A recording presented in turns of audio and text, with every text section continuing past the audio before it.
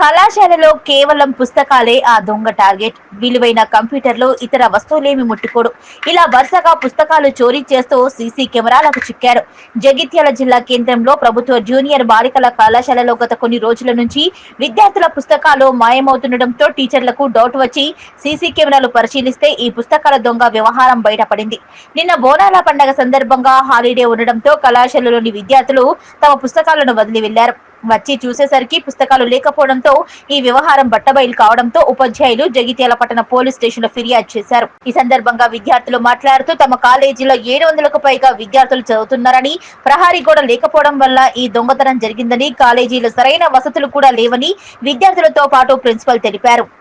నా పేరు పల్లవి. నేను మొదటి సంవత్సరం చదువుతున్నాను. మా కళాశాలలో ప్రహరీ గోడ లేకపోవడంతో మా కళాశాలకు కుక్కలు, పందులు అన్నీ రావడంతో మాకు ఇబ్బంది అవుతుంది. దాంతోపాటు నిన్న హాలిడే కావడంతో మేము బుక్స్ ఇక్కడ రాసుకున్న బుక్స్ ఇక్కడ పెట్టుకోవడంతో దొంగలు వచ్చి వాటిని ఎత్తుకెళ్ళిపోయారు. దాంతో మాకు చాలా ఇబ్బంది కలుగుతుంది. మేము కష్టపడి రాసుకొని చదువుదాం అనుకునేసరికి వాళ్ళు వచ్చి ఎత్తుకపోవడంతో మాకు చాలా ఇబ్బంది అవుతుంది.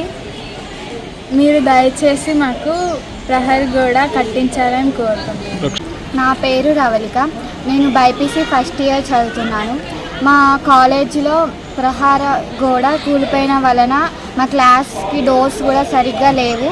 ఆ డోర్స్ ఓపెన్ ఉండడం వల్ల దొంగ ఈజీగా లోపలికి వచ్చి మా టెక్స్ట్ బుక్స్, మా నోట్బుక్స్ అవన్నీ తీసుకెళ్లారు.